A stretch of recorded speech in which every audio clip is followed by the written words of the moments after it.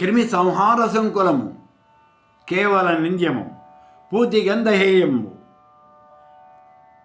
ఖరాంగు భూంబగు నెమ్ము కుక్కత నమలుచు చెంతనున్న సురరాజును గనుకొని సిగ్గు చెందదు. ఎందుకని అంటే అది నీచపు ప్రాణి అయ్యాడు. ఆయన నీచమైనటువంటి ప్రాణి. ఏమిటి ఇక్కడ? ఓ కుక్క ఆయన దోవన పోతోంది. పోతూ ఉంటే దానికి దోవలో ఒక గాడిద యొక్క కళేబరం, మృత కళేబరం కనిపించింది. అది కూడా ఇప్పుడప్పుడే ఏదో కొత్తగా చచ్చిపోయిన గాడిది కాదు. అది 15 రోజులు 20 రోజులు అయిపోయింది. విపరీతమైన దుర్వాసన వస్తోంది. పురుగులు పట్టేసినాయి. దాని ఎముకలు కూడా ఏ ఎముకకు ఆ ఎముక ఊడిపోయినాయి. అటువంటి స్థితిలో ఆ గాడిదను చూసింది కుక్క. పరిగెత్తుకుంటూ వెళ్ళింది. దాని యొక్క కాలు ఎముకని పట్టుకొని లాక్కు తెచ్చుకుంది. వచ్చేసింది ఆ ఎముక. తీరుబడిగా ఓ చెట్టు కింద కూర్చుని కిమి సంహార సంకులము కేవల నింద్యము పూతి గంధహేయము ఖరాంగు భూంబగు నెమ్ము కుక్కదా నమలుచు. ఇప్పుడు విపరీతమైన దుర్వాసన వస్తూ ఉన్నటువంటిది, పురుగులు పట్టి ఉన్నటువంటిది, అటువంటి ఆ గాడిద యొక్క కాలి ఎముకని దాన్ని అక్కడ పెట్టుకుని దాన్ని తింటూ ఉంది, నాకుతూ ఉంది. చూడండి, అంత దుర్వాసన వస్తున్నటువంటి ఆ నీచమైనటువంటి పదార్థాన్ని తను తింటూ ఉన్నది. అలా తింటూ ఈ సమయంలో ఆకాశంలో ఇంద్రుడు పోతున్నాడు. పోతూ ఇంద్రుడు ఒక్కసారి దిగాడు. భూలోకంలో ఏం జరుగుతుందో ఇక్కడ చూద్దాము అని దిగేటప్పుడు కుక్క ఈ ఎముకని పిక్కు తింటోంది. ఇంద్రుడు తన పక్కనే ఉన్నాడు. కానీ చెంతనున్న సురరాజును కనుకొని సిగ్గు చెందదది. అయ్యో, త్రిలోకాధిపతి అయినటువంటి ఆ దేవేంద్రుడు, సాక్షాత్తు ఇంద్రుడు, ఆయన ఇక్కడ దిగాడు.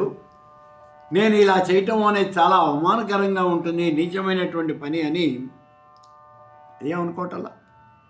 ఎందుకని అంటే చెత్తనున్న సురరాజును కనుకొని సిగ్గు చెందది. కారణం ఏమిటి అంటే నీచపు ప్రాణి అయ్యాడు. ఈ అజ్ఞానంతో ఆవరించి ఉన్నది అది. కాబట్టి దానికి జ్ఞానం ఉండదు. ఇప్పుడు ఇంకొక విషయాన్ని చూడండి. ఇక్కడ ఈ అజ్ఞానంతో పూర్తిగా ఆవరించబడినటువంటి వాళ్ళకి మనం ఏదైనా ఒక మంచి మాట చెప్పాలి అనుకుంటే మన హేళన చేస్తారు. వాళ్ళు మనం చెప్పే మాట వినరు.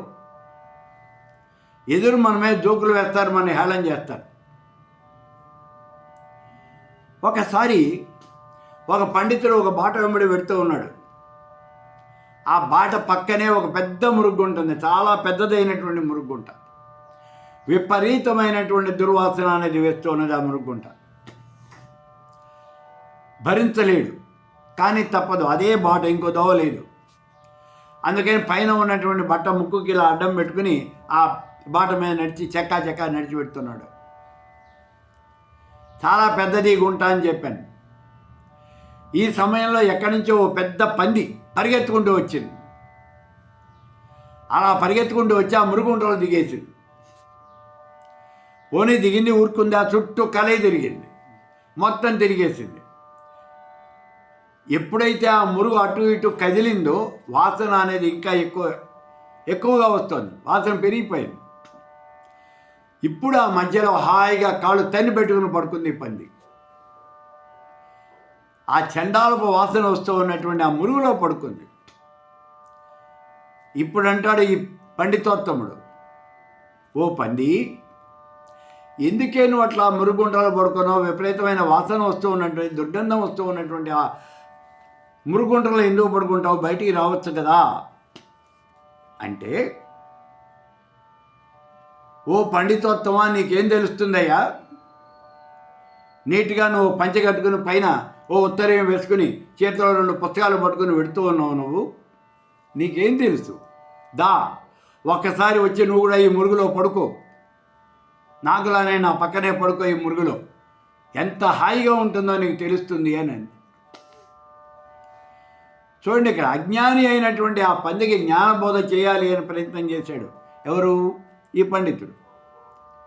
వెంటనే చెప్పిన సమాధానం ఇది. నువ్వు కూడా వచ్చి మురుగుంటలో పడుకుని చూడు, ఎలా ఉంటుందో నీకు తెలుస్తుంది అంటుంది.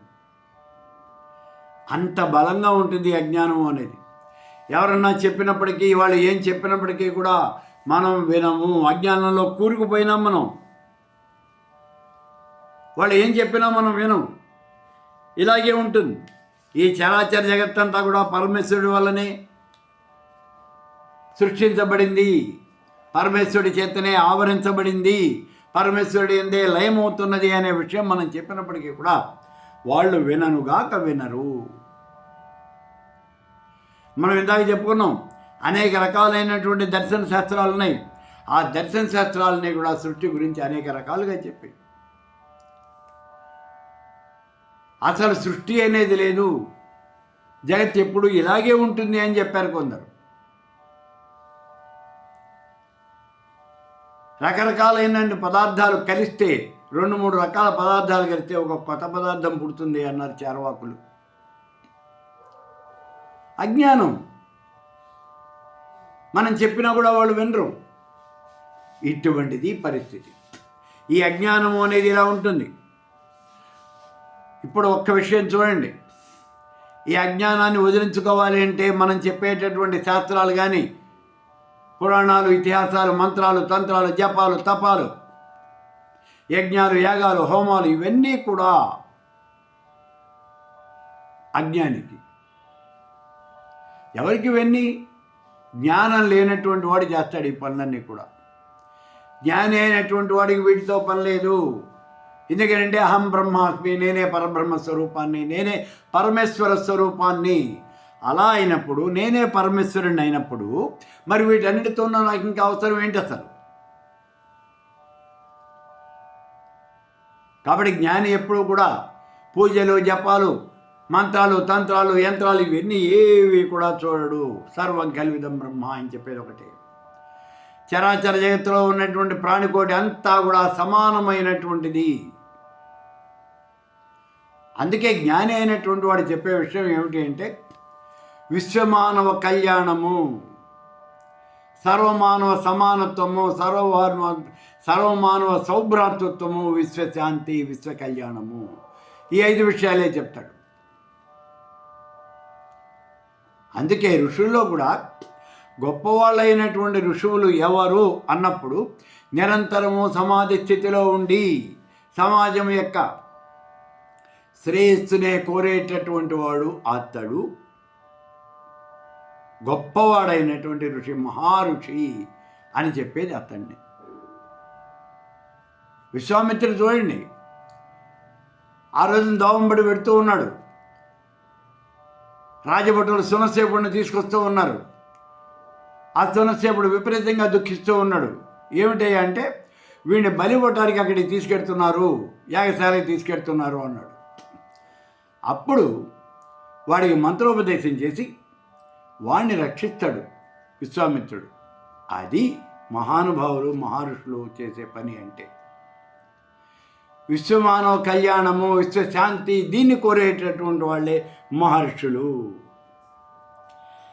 ఇక ఇక్కడ చూడండి, ఈ మానవుడు తాను చేసిన పనులన్నిటికీ కూడా తానే కర్త, తానే భోక్త అని అనుకుంటాడు. నేనే ఈ పనులు చేస్తూ ఉన్నాను, ఈ కర్మ ఫలితాన్నంతా కూడా నేనే అనుభవిస్తున్నాను, నేనే అనుభవిస్తాను అని అనుకుంటాడు. నేను అంటే ఎవరయ్యా ఇక్కడ? నేను అంటే ఎవరు? దేహమా, ఆత్మ? అజ్ఞాని యొక్క దృష్టిలో నేను అంటే దేహమే, ఆత్మ కాదు. పూర్వకాలంలో బృహదారణ్యకోపనిషత్తులో కథ ఇది. పూర్వకాలంలో బ్రహ్మ ఒక ప్రకటన చేశాడు. ఆత్మ అనేది నిత్యము, సత్యము, శాశ్వతమైనటువంటిది. ఈ ఆత్మని గురించి తెలుసుకున్నటువంటి వాళ్ళే దుఃఖము అనేది ఉండదు, కష్టాలు ఉండవు. ఆ విషయం ఏమిటో తెలుసుకోవాలి అని, ఆ ఆనందాన్ని తాము కూడా పొందాలి అని దేవతలు, రాక్షసులు అందరూ అనుకున్నారు. అప్పుడు దేవతల తరఫున ఇంద్రుడు, రాక్షసుల తరఫున విరోచనుడు ఇద్దరు కూడా ఆయన దగ్గరికి వెళ్ళారు.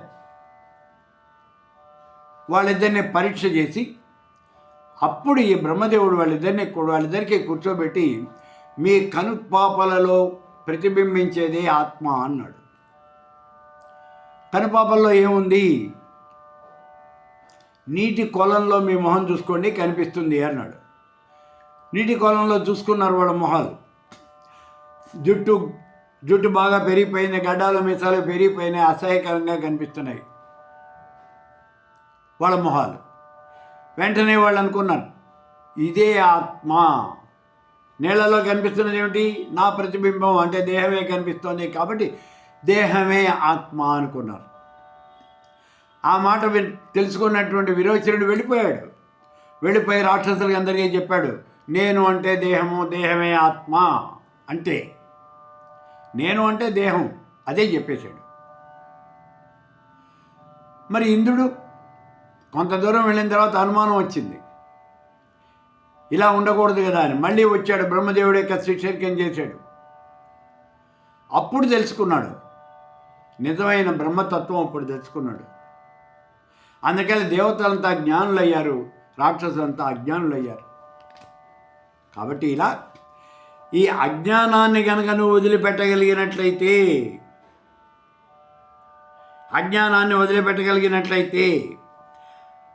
అది అప్పుడు నువ్వు ముక్తి అనేది పొందేది.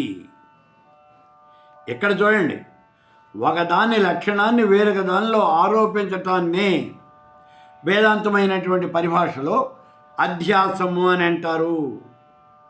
దీన్ని పోగొట్టాలి. ఒకదాని లక్షణాలు ఇంకో దానిలో ఆపాదించకూడదు. దీన్ని పోగొట్టాలి. దీన్ని పోగొట్టి ఈ చరాచర జగత్తులో సత్యము, నిత్యము, శాశ్వతమైనటువంటి వాడు ఎవరు అంటే అతడే బ్రహ్మము అనే విషయాన్ని మనం తెలుసుకోవాలి. అప్పుడు మాత్రమే నీకు ముక్తి వస్తుంది అని చెప్తూ ఉన్నారు. ఇక్కడ ఇంకొక విషయం ఏమిటి అంటే, శంకర భగవత్పాదుల వారు మహావాక్య దర్పణం అని ఒక పుస్తకం రాశారు.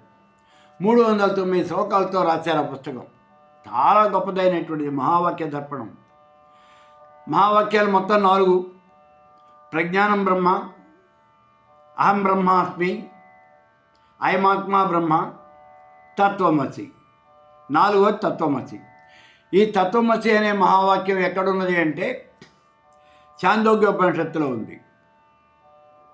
ఛాందోగ్యోపనిషత్తులో ఉద్దాలకుడు కుమారుడైనటువంటి శ్వేతకేతువుకి బ్రహ్మోపదేశం చేస్తూ ఉన్నాడు. ఆ సమయంలో చెప్తాడు, ఓ శ్వేతకేతు, ఆకాశంలో సూర్యుడు విపరీతమైనటువంటి కాంతులతో ప్రకాశిస్తూ ఉన్నాడు. ఆ సూర్యుడిలో ఏ తత్వం అయితే ఉన్నదో అదే తత్వం నీలోనూ ఉన్నది. తత్వం అసి, అదే నువ్వై ఉన్నావు. తత్వమసి అనే మహావాక్యంలో 3 పదాలు ఉన్నాయి మొత్తం. తత్తు, త్వము, అసి. తత్ అంటే పరమాత్మ, త్వం అంటే జీవాత్మ, అసి అంటే అయి ఉన్నావు. జీవాత్మ పరమాత్మ రెండు ఒకటేను అనే విషయాన్ని చెప్తున్నాడు. ఆకాశంలో ఉన్నటువంటి చంద్రుడు చల్లదనాన్ని ప్రసరింపజేస్తూ ఉన్నాడు. ఆ చంద్రుడిలో ఏ తత్వం అయితే ఉన్నదో అదే తత్వం నీలో కూడా ఉన్నది. తత్వమసి. ఓ శ్వేతకేతు, అలాగే చరాచర జగత్తులో ఉన్నటువంటి 84 లక్షల రకాలైనటువంటి జీవరాశి యందు ఏ తత్వం అయితే ఉన్నదో అదే తత్వం నీలో కూడా ఉన్నదయ్యా. తత్వమసి, అదే నువ్వై ఉన్నావు. అంటే ఆయన చెప్పింది ఒకటి, ఓ శ్వేతకేతు, జీవాత్మ పరమాత్మ రెండు ఒకటేనయ్యా. దేహము అనేటటువంటిదే దేవాలయం. ఆ దేవాలయంలో ప్రతిష్ఠించబడినటువంటి జీవుడు ఉన్నాడే, అతడే సనాతనమైనటువంటి వాడు, అతడే బ్రహ్మము. స్కాందోపనిషత్తులో చెప్పాడు చూడండి, దేహో దేవాలయ ప్రోక్తో జీవో దేవసనాతన. ఈ దేహము అనేటటువంటి దేవాలయంలో ప్రతిష్ఠించబడినటువంటి వాడే సనాతనుడైనటువంటి వాడు, అతడే బ్రహ్మము, అతడే పరమపురుషుడు. దాన్ని సేవించాలి అంటే త్యజేత్ అజ్ఞాన నిర్మాల్యం సోహం భావేన పూజేత్.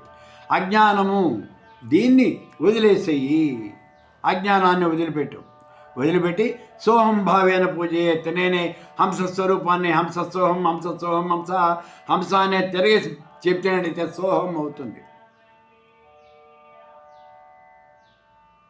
హంసయోర్భూయాత్ హంసో నామ సదాశివ. హంస అంటే పరమేశ్వర స్వరూపము.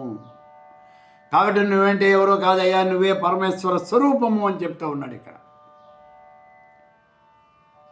ఇది ఇప్పుడు ఈ భగవత్పాదుల వారు ఈ శ్లోకంలో చెప్తూ ఉన్నటువంటి విషయం. ఏమంటారు ఇక్కడ? దీనంతటికీ కారణం ఏమిటి అంటే అసలు ఈ జ్ఞానము అజ్ఞానము అనే విషయాన్ని ఇక్కడ చెప్పారు. ఆ జ్ఞానము అజ్ఞానము అనేటటువంటి ఈ విషయాన్ని చెప్తూ ఆయన ఏమన్నారు ఇక్కడ? జ్ఞాన అజ్ఞానం జ్ఞానాజ్ఞానే పదార్థవద్దు ఆత్మనో ముక్తి బంధనవు. ఆత్మనో ముక్తి బంధనవు అంటే ఇక్కడ జ్ఞానము అజ్ఞానము అనేవి రెండేనయ్యా ఇక్కడ ఉన్నటువంటివి. ఇవే ఆత్మకి బంధాన్ని కానీ మోక్షాన్ని కానీ ఇచ్చేవి. ఇందులో జ్ఞానము అనేదేమో మోక్షాన్ని ఇచ్చినట్లయితే బంధము అనేది అజ్ఞానము అనేది బంధాన్ని ఇస్తుంది. అజ్ఞానం వల్ల మానవుడు బంధించబడి సంసారము అనేటటువంటి బండి చక్రంలో పడి గిరా గిరా తిరుగుతూ ఉంటాడు. గానలో కట్టినటువంటి ఎద్దులాగా సంసార చక్రంలో తిరుగుతూ ఉంటాడు. శ్లేష్మంలో పడినటువంటి ఈగలాగా, కుడి చెట్టులో పడినటువంటి ఎలకలాగా అందులో నుంచి బయటకు వచ్చేటటువంటి ఉపాయం తెలియక కొట్టుమిట్టాడుతూ ఉన్నాడు. అదే మనం చెప్తూ ఉన్నది. మొట్టమొదటిలో చెప్పింది అదే. అయితే ఈయనలో చెప్పాడు, ఈ జగత్తునంతా పరమేశ్వర స్వరూపం సృష్టించింది. అలా సృష్టించిన తర్వాత ఆఖరిగా మానవాకారాన్ని సృష్టించింది, జీవుణ్ణి సృష్టించింది. ఇప్పుడు ఈ శరీరంలో నేను లేకపోతే ఎలాగా అనుకున్నది బ్రహ్మరంధ్రం ద్వారా మానవ శరీరంలో ప్రవేశించి ఈ మానవ దేహానికి ఉన్నటువంటి నవరంధ్రాలతోనూ అన్ని రకాలైనటువంటి సుఖాలు కూడా అనుభవిస్తూ తానే అనుభవిస్తోంది. ఇక్కడ అన్ని రకాలైనటువంటి సుఖాలు కూడా అనుభవిస్తూ అజ్ఞానంలో కూరుకుపోయింది. వీటన్నిటికీ నేనే కర్తని, నేనే భోక్తని అని భావన చేస్తోంది. అది ఎంతవరకు కూరుకుపోయింది అంటే వచ్చిన దోవ కూడా మర్చిపోయింది. ఇప్పుడు ఇలా వచ్చినటువంటి ఈ ఆత్మ, ఇదే ఆత్మ ఆ పరమేశ్వర స్వరూపంలో ఉన్నటువంటి ఒక భాగం ఇది. మరి ఇది మళ్ళీ ఆ స్వస్వరూపాన్ని పొందాలి అంటే, పరమేశ్వరుల్లో లీనం కావాలి అంటే అదే ముక్తి, అదే మోక్షం. అంటే ఇది మోక్షం పొందాలి అంటే వచ్చిన దారి గుండానే బయటికి వెళ్ళిపోవాలి. ఏ తోవగుండా నువ్వు లోపలికి వచ్చావో ఆ తోవగుండా బయటికి వెళ్ళిపో చాలు. అలా వెళ్ళాలి. అదవగాస్త మర్చిపోయింది. ఎందుకని అంటే అదే అజ్ఞానము. కాబట్టి ఇక్కడ ఈ అజ్ఞానాన్ని వదిలించుకోవాలి. అందుకే ఇక్కడ చెప్తూ ఉన్నాడు చూడండి. శంకర భగవత్పాదుల వారు మహావాక్య దర్పణము అనే పుస్తకం రాశారు అని చెప్పుకున్నాం. అందులో తత్వమసి అనే మహావాక్యాన్ని వివరిస్తారు. తత్వమసి, ఈ మహావాక్యానికి అర్థం తెలిస్తే మిగిలిన అన్ని వాక్యాలకి కూడా అర్థం తెలుస్తుంది. ఈ తత్వమసి అనే మహావాక్యాన్ని అక్కడ వివరించారు. ఈ మహావాక్య దర్పణానికి నేను కూడా తెలుగులో వ్యాఖ్యానం రాశాను, మీరు చూడొచ్చు, బయట దొరుకుతుంది. శివకామేశ్వరి గ్రంథమాల విజయవాడ వాళ్ళ దగ్గర దొరుకుతుంది ఆ పుస్తకం. అందులో మొట్టమొదటి 5 శ్లోకాల్లోనూ చెప్తాను. అహో అజ్ఞత జనాజ్ఞత, మానవుల యొక్క అజ్ఞానాన్ని ఏ రకంగా ఏమని చెప్పనయ్యా నేను, మానవులు ఎంత అజ్ఞానంతో కూరుకుపోయారు అన్న విషయాన్ని నేను ఎలా చెప్పను అసలు మీకు. ఇక్కడ చిన్న ఉదాహరణ ఏమిటి అంటే, ఎవరో వ్యక్తి వచ్చాడు, కూర్చోవయ్యా అన్నాం. నేను కూర్చోనండి, లోపలికి రాకూడదు, మా వాళ్ళు ఎవరో పోయారండి, మాకు మైలు వచ్చింది. ఏమొచ్చింది? మైలు వచ్చింది. ఎవరు చెప్పారయ్యా? మైలు వచ్చిందని నీకు ఏమైనా కనిపించిందా? అది ఏమన్నా ఒక వ్యక్తి, ఒక వస్తువా? అవి వచ్చింది అని ఎలా చెప్తున్నావు నువ్వు? నీకు ఎలా తెలుస్తుంది? ఆ జ్ఞాతులు పోతే మైలు వస్తుందని చెప్పారు కదండి, పుస్తకాల్లో రాశారండి, పంచాంగంలో రాశారండి, వాళ్ళు మా ఇంటి పేరు వాళ్ళే, అందుకని మాకు 10 రోజులు మైలు ఉందండి, పుస్తకాల్లో రాశారు, నమ్మాము, ఓకే, మేమేం కాదన్నా. మరి అదే పుస్తకంలో చరాచర జగత్తంతా పరమేశ్వర స్వరూపము, జీవాత్మ పరమాత్మ రెండూ ఒకటే, ఓ మానవుడా అజ్ఞానంలో మునిగిపోకు, అజ్ఞానం నుంచి బయటికి రా, జ్ఞాన జ్యోతులు వెలిగించు, నువ్వే పరమేశ్వర స్వరూపం అయ్యా అని ఘోష పెడుతూ ఉన్నాయి కదా పుస్తకాలు. గొంతు చించుకునే ఉపన్యాసాలు చెప్తూ ఉన్నాం కదా ఈ విషయం మీద. మరి ఇది ఎందుకు నమ్మవు నువ్వు? పుస్తకంలో నీకు మైలు వచ్చింది అని రాశాడు, ఆ విషయాన్ని చదివో నమ్మావు, బాగుంది, మేము కాదంటం లేదు. మరి ఇప్పుడు పుస్తకంలో నువ్వే పరబ్రహ్మ స్వరూపము అని రాశారు కదా, చరాచర జగత్తంతా పరమేశ్వర స్వరూపమే అని రాశారు కదా, నువ్వు ఎందుకు నమ్మవు దాన్ని? ఇది మాత్రం నమ్మడు. అందుకే అంటాడు శంకర భగవత్పాదుల వారు, అహో అజ్ఞత జనాజ్ఞత, ఈ జనుల యొక్క అజ్ఞానాన్ని నేను ఏ రకంగా చెప్పను అంటాడు. అటువంటి అజ్ఞానంలో కూరుకుపోయాడు మానవుడు. ఈ శ్లోకం అదే చెప్తోంది ఇక్కడ. ఈ జగత్తులో ఉన్న పదార్థాలు ఇక్కడ రెండే, ఒకటి జ్ఞానము, అజ్ఞానము. జ్ఞానము అనేదేమో మోక్షానికి దారితీస్తే, అజ్ఞానము అనేది బంధానికి దారితీస్తుంది. దీనివల్ల మానవుడు ఈ సంసార చక్రంలో బందీ అయిపోయి గిరాగిరా తిరుగుతూ ఇక్కడే ఇలాగే ఉండిపోతాడు.